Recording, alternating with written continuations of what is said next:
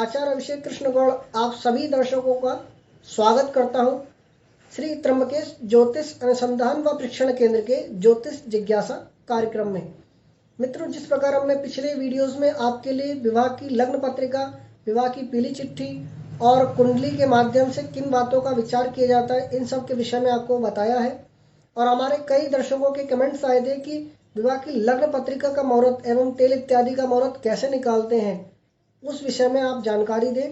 तो आज मैं आपको यही जानकारी लेकर के प्रस्तुत हुआ हूँ कि विवाह में लग्न पत्रिका लिखते समय और तेल इत्यादि का मुहूर्त निकालते समय किन बातों का, विचारणीय बातों का विचार करना चाहिए और क्या क्या बातों को हमें ध्यान रखते हुए विवाह की लग्न पत्रिका और तेल का मुहूर्त निकालना चाहिए, उनके विषय पर आज हम चर्चा करेंगे। और वीडियो के माध्यम से मैं आज आपको जानकारी देने जा रहा हूँ।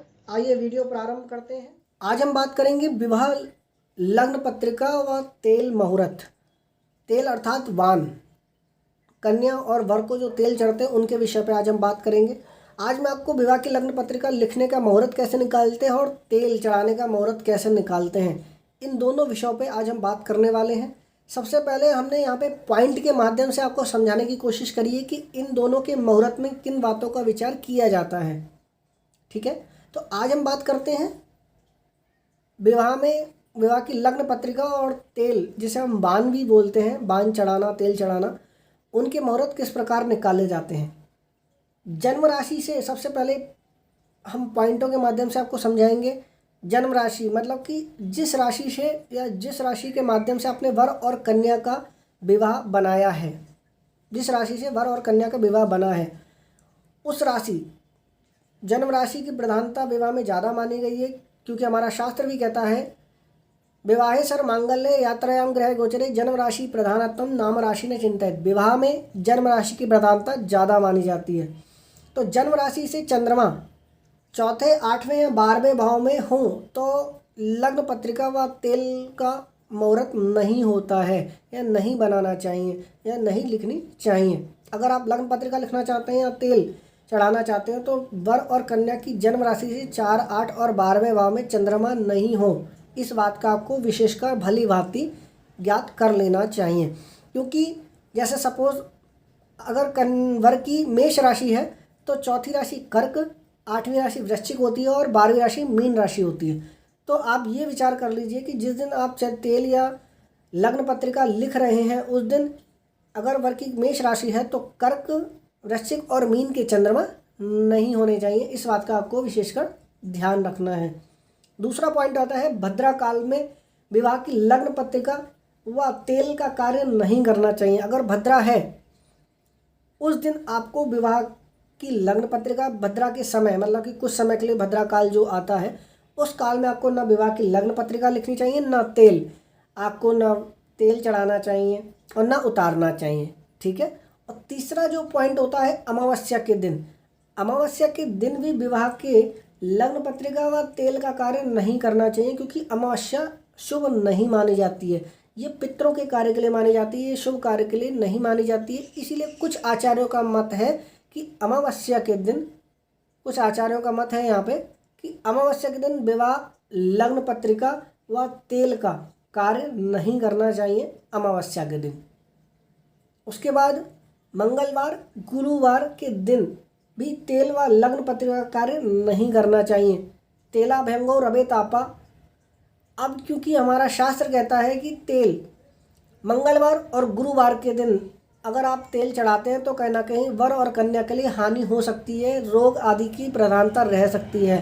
तो इसीलिए आपको मंगलवार और गुरुवार के दिन तेल इत्यादि नहीं चढ़ाना चाहिए और ना ही विवाह की लग्न पत्रिका लिखनी चाहिए, क्योंकि हम यहाँ पे गुरुवार को वीरवार और खाली वार भी माना जाता है। इसीलिए गुरुवार के दिन भी लग्न पत्रिका लिखना शुभ नहीं माना जाता है।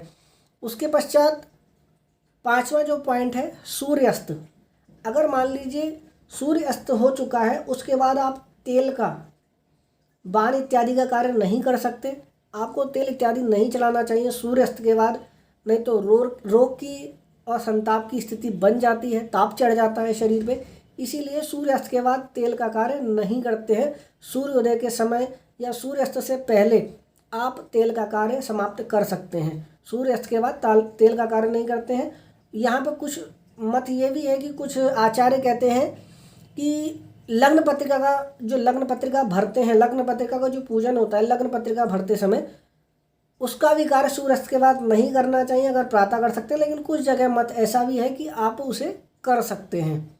उसके पश्चात रविवार, सोमवार, मंगलवार और शनिवार, रविवार, सोमवार, मंगलवार और शनिवार के दिन यदि पंचक हों, उस दिन आपको विवाह की लग्न पत्रिका व तेल बान आदि का कार्य नहीं करना चाहिए। रविवार के दिन, सोमवार के दिन, शनिवार के दिन। वैसे विवाह में पंचक का कुछ मत ऐसा भी है कि विवाह में पंचक वर्जित नहीं होते हैं, मतलब आप पंचक में विवाह कर सकते हो, बट लेकिन सोमवार, रविवार, मंगलवार और शनिवार के दिन अगर पंचक है तो आपको इस दिन विवाह का कोई भी शुभ कार्य नहीं करना चाहिए। ना ही आपको विवाह की लग्न पत्रिका लिखनी चाहिए उस दिन, ना ही तेल आदि का कोई भी शुभ कर्म करना चाहिए। अगर रविवार, सोमवार, मंगलवार और शनिवार के दिन पंचक लग रहे हों, इस दिन आपको थोड़ा सा विशेषकर विचार कर लेना चाहिए। ठीक है। और उसके पश्चात अब आप लोगों के मन में विचार आएगा पंचक और भद्रा कहते किसे हैं। तो यहाँ पे मैंने आपको नीचे नोट में 2 पॉइंट और दिए हैं। पंचक किसे कहते हैं? धनिष्ठा, शतविषा, पूर्वाभाद्रपद, उत्तराभाद्रपद, रेवती, ये 5 नक्षत्रों को ही पंचक कहा जाता है। धनिष्ठा, शतविषा, पूर्वाभाद्रपद, उत्तराभाद्रपद और रेवती, ये 5 नक्षत्र पंचक के होते हैं। तो आप ये समझ लीजिए यदि रविवार के दिन इन 5 नक्षत्रों में से कोई नक्षत्र पड़े, सोमवार, मंगलवार या शनिवार के दिन इन 5 नक्षत्रों में से कोई भी नक्षत्र यदि पड़ता है तो आपको उस दिन विवाह का कोई भी शुभ कर्म नहीं करना चाहिए और ना ही विवाह का मुहूर्त निकालना चाहिए या ना ही विवाह करना चाहिए। इन बातों का विशेषकर ध्यान रखना चाहिए कि पंचक के दिन पंचक हो और रविवार पड़ जाए या सोमवार या मंगलवार या शनिवार पड़ जाए तो आपको उस समय विवाह का कार्य नहीं करना चाहिए, ना विवाह की लग्न पत्रिका का, ना तेल आदि का कोई भी कार्य करना चाहिए। उसके पश्चात भद्रा, क्योंकि हमने ऊपर भद्रा काल के विषय में आपको बताया है,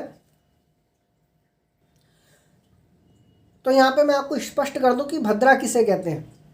भद्रा विष्टिकर्ण को ही भद्रा कहते हैं। बब, बालव, कौलव, तैतल, गण, वणिज, विष्टि, शकुनी, चतुष्पद, नाग और किंस्तुघ्न, ये 11 कर्ण होते हैं।